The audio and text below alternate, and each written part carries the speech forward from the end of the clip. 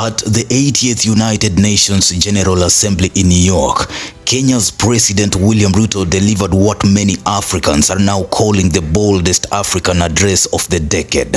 His words cut through the diplomatic niceties, sparking both applause and discomfort in equal measure. You cannot claim to be the United Nations while disregarding the voice of 54 nations. It is not possible. That single line set the tone of a fiery intervention that left Kenya's presence stamped on the global stage. We unpack 5 key highlights that not only made headlines but could shape Africa's place in global politics for years to come.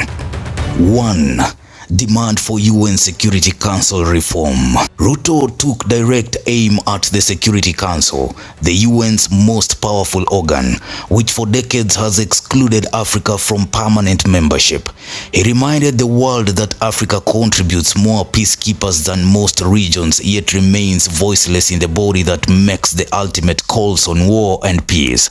His critique was sharp.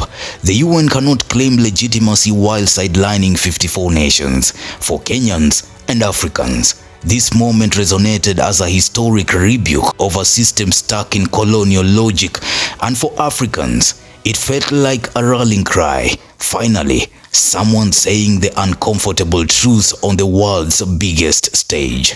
As we mark the 80th anniversary of the United Nations, Africa also marks 20 years since the Ezulwini Consensus and the City Declaration, the two historic milestones that establishes the common African position on UN Security Council reforms.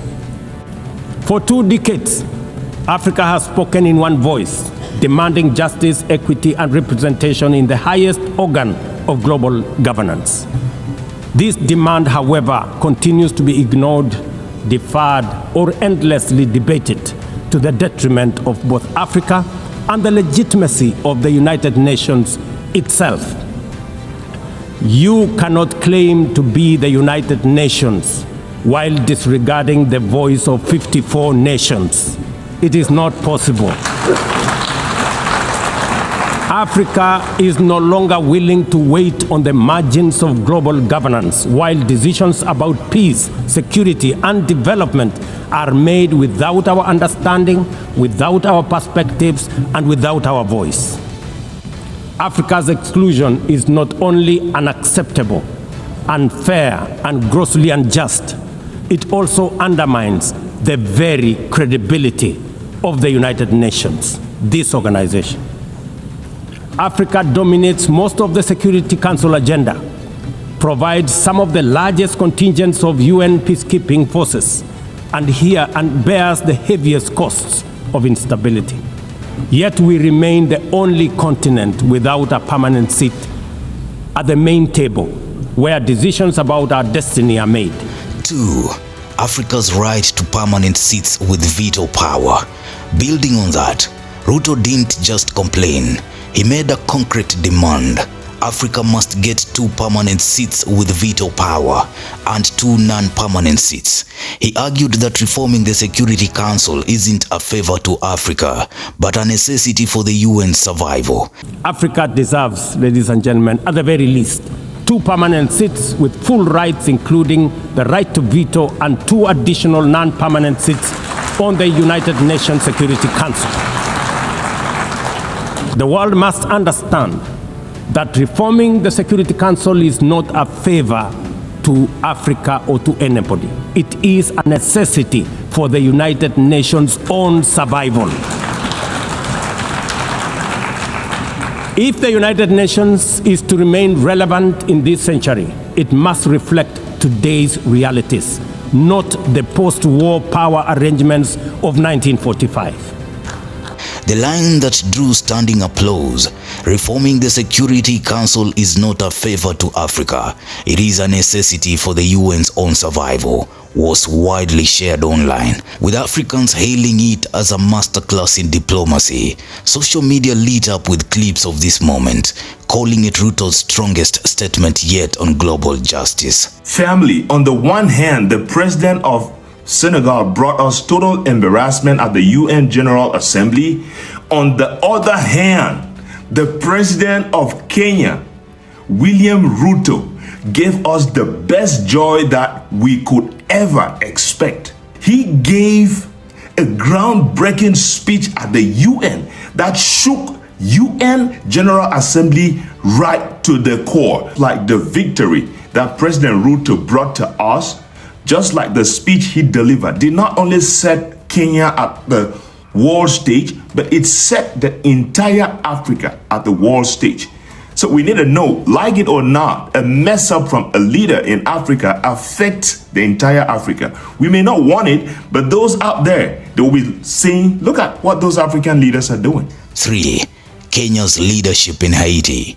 Ruto then turned to Kenya's high-risk but high-pride mission in Haiti. Since June 2024, Kenya has led the multinational security support mission in the Caribbean nation. Despite limited resources and political pushback, Ruto pointed out that within 15 months, Kenyan forces had achieved significant progress under severe constraints, asking pointedly what more could have been achieved if the UN had truly acted together in solidarity. For Africans, this was a moment of pride, seeing Kenya as a country stepping up in a crisis where global powers hesitated. It also underlined Kenya's growing reputation as a diplomatic problem solver far beyond Africa. They did make available logistics, vehicles, but unfortunately most of the vehicles were second-hand vehicles, and therefore they broke down a lot many times. And in fact, it put our personnel in great danger when they broke down in very dangerous places. Yet when Trump spoke, he made no mention of Haiti or Africa. His speech sidelined both issues entirely, focusing instead on fossil fuels and America First rhetoric. 4. Critic of unfair global finance.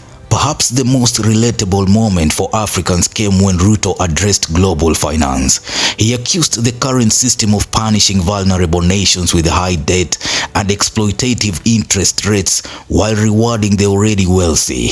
This was a direct hit at institutions like the IMF and World Bank, which many African nations accuse of locking them into cycles of dependency. For ordinary Kenyans and Africans battling high cost of living, the statement landed as both validation and advocacy. Ruto was speaking the frustrations of the global south to the world's elite. Priorities and allocation mechanisms consistently favor those already prosperous, while trapping vulnerable economies in cycles of debt, high borrowing costs, and inadequate access to emergency support and concessional funding. It is imperative to transform these institutions into genuinely independent, apolitical global bodies that their operations are aligned with their global mandate.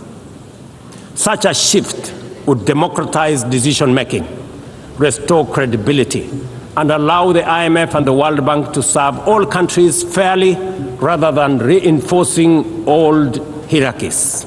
5. Climate ambition as an opportunity. Finally, Ruto reframed climate change not as a disaster Africa must endure, but as a transformation opportunity. He showcased Kenya's leadership, a 93% renewable energy grid, growing investments in e-mobility, and climate-smart agriculture. But he cautioned that ambition without finance will not deliver results. By calling for equitable funding, he positioned Kenya and Africa not as victims begging for aid, but as pioneers ready to lead, if given fair access to resources. This was a particularly resonant message for African youth who see green innovation as their future. The latest report of the Intergovernmental Panel on Climate Change reminds us that we cannot afford to waste another moment debating the merits of doing something vis-a-vis doing nothing. Made by stupid people that have cost their countries fortunes and given those same countries no chance for success. If you don't get away from this green scam, your country is going to fail. And I'm really good at predicting things, you know. We are stepping forward through initiatives like the Africa Green Industrialization Initiative and the Accelerated Partnership for renewables in Africa. And I'm telling you that if you don't get away from the green energy scam, your country is going to fail. And if you don't stop people that you've never seen before, that you have nothing in common with, your country is going to fail. In closing, in just 1 week, at the UNGA, Ruto turned Kenya into a loudspeaker of Africa, confronting global inequality, demanding structural reform, and celebrating African innovation. Whether you admire his delivery or question his politics, one thing is clear: this speech put Kenya and Africa squarely in the center of global debate. And for millions of Kenyans and Africans watching, it offered a rare sense of pride that an African leader could stand tall, challenge global powers, and still receive a standing ovation. What do you think? Did Ruto deliver? Drop your comments. Newsroom, Maisha TV, Bushabi Jr.